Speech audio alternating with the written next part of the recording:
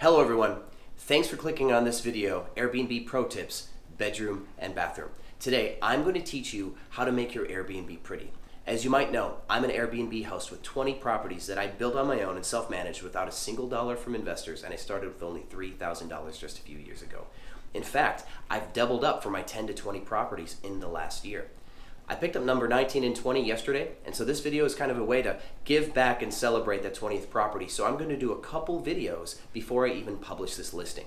So let's get right to it. I'm going to show you the 3 main folds that I use for my towels and my linens to make sure that they're picture perfect for your profile. All right, so let's get started. The easy one is the body towel roll. Second will be the washcloth pillar. It's kind of fun. They stand, they're pretty. And then third is the Swan fold. I actually learned how to do the Swan fold on a vacation in Jamaica at a Hilton. I disassembled it and learned how to do it because, of course, I wanted to steal it for my own. So let's start with the easy one. Now, when you do a body towel roll, it is very simple, but there's just one technique to make sure it comes out crisp every time. First things first is you want to do a half fold, right? One end over the other, corner to corner, make it half length. Next, fold the long end in 1/3, and then do it again from the other side, 1/3. So you've got the perfect width. Now when you roll it, here's what you need to do. Bring it in about 6 inches, and I want you to wind it, like twist it in, so that way the roll's being created by you pulling the towel through, almost like you're winding both ends of a watch.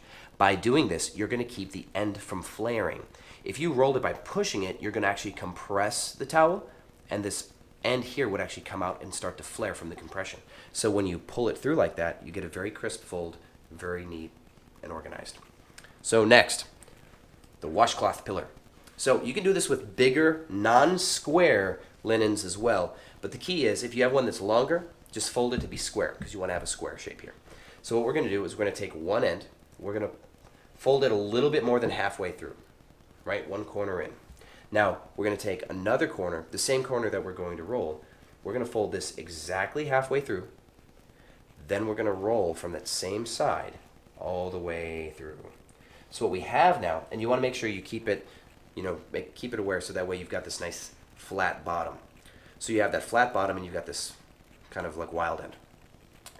To create the shape that we're looking for, you're just going to take your finger and where you see this excess edge, you're going to stick your finger in between the edge and the pillar, and you're just going to start to roll it out just like that. So by rolling it through and pushing that edge down, it's going to fold over itself and it's going to create the shape that you're looking for.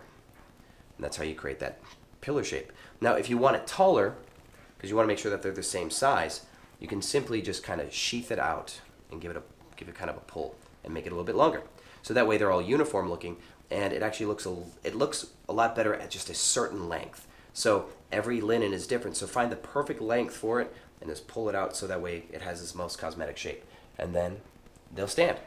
If you find that they're not standing for any reason, just check the bottom and kind of give it a pat and make sure that it's actually nice and flat, so that way it'll stand for you. Voila. Next, the Swan fold. This one's fun, and it's actually a lot easier than you think it would be. So the key to this one is you take your towel full length, right? You're going to find the center point here. So at the center point here, you're going to take one end, you're going to fold it about there. So it's going to be where this line's a little bit further inside than this opposite corner here. And then you're going to do the same thing with the other side. So that's about where you want it folded first. Now, with your finger right here to keep this really tight, you're going to roll the outside so the inside is tight and the outside is kind of flared out. So that way this is obviously got way more material. You're going to do the same thing with the other side too. Get it nice and tight on what will be the nose edge, and then flared out, of course, where you imagine the tail feathers would be. So now you have the beginnings of your swan, which is the tail and the nose. Now I like to tuck these in and create a little bit of a shape here, help kind of create some structure by tucking in these like extra little bits. What that'll do is that'll help the swan per se have more of a back end. So now you flip it over and you've got this kind of cone shape. So there's not much left to do. You just at the halfway point here, you fold it back, right? Create the neck, and then you're going to do the same thing with what you would call the nose, right here. Now the only thing about a shorter towel, see, it doesn't want to create the nose. A longer towel, it's heavy enough that'll do it. So it takes a little practice with this one, but over time you can train yourself to do these shorter towels. And then once you're done, it'll look something like this.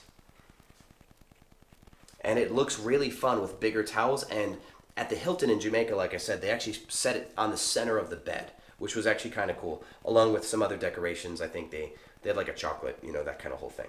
So I use this for my makeup towels, and I actually recommend putting a label on this and let people know this is the makeup towel, this is the one that you can stain. That's important because otherwise, these beautiful white ones, people need to wipe their makeup off. And if you only have white towels, they will stain. And then you'll get complaints months later from Airbnb guests going, the towels were stained and dirty and ragged. That's only because you didn't have a designated makeup towel. So get smart. Also, bath mats. I don't buy the ones with little plastic bottoms that actually stay on the bathroom floor. It gets actually really nasty because people rarely wash those. These ones are the ones that you just kind of throw in the laundry. These are just the same ones you'd actually see at a hotel, right? So what I'll do is I'll pick up all the linens and I'll throw this in with the laundry. I keep 3 or 4 sets of everything in my Airbnbs. In a future video, we are going to talk about Airbnb inventory. Like, you're going to make an inventory list. If you're going to set up an Airbnb from scratch and you just want to have it done inside of 48 hours, which for all my Airbnbs, they're always listed in 48 hours because otherwise you're just wasting time with a non-listed property. So we're going to go over inventory later, but I keep 3 copies of towels, washcloths, makeup towels, bath mats, etc. So let's go to the bedroom next. Additionally, I'm going to do a video on Airbnb SEO, how to get high on search rankings. A king bed is one way to do this, and I'll explain that more later. But additionally, king beds, they're easier to photograph with for pillows. That is super important because people's stays, I think the bathrooms and the bedroom, or the bed specifically, is probably one of the most important things. They need to have a comfortable night's sleep. So for pillows, I keep 2 gel pillows and then 2 down feather ones. So that way, whoever, whatever their style is, they'll always have a pillow that they like. Now, the reason why I'm showing you this is because, like I said, stains. If you're like me as an Airbnb host, you've probably gone through your fair share of comforters. People will stain the comforters. You can't get them out and you have to throw the comforter away and buy a new one. If you're like me, I have your solution. So this is not just the comforter, but it is covered with something called a duvet. Now, some people call it a duvet, so if you guys are good at this, pardon me.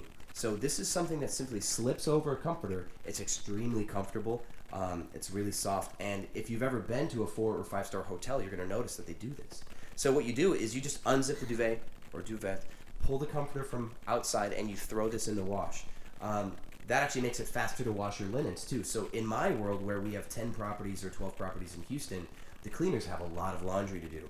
So cutting down on the bulk really helps speed up the cleaning process. So by just washing the outer sheet, you don't have to wash the whole comforter every time, and that saves you a bunch of time. And if the duvet or duvet gets stained, you just toss it and you use a new one. So like I said, 3 of everything. You can have 3 of these outer things, but only need 1 comforter. So it'll cut down there too. So in the future, we are going to talk, like I said, about SEO. What do you need to do to your profile to maximize your search rankings? Because of course, occupancy percentage for short-term rental is everything, and creating picture-perfect scenes is important too. So we're going to talk about outside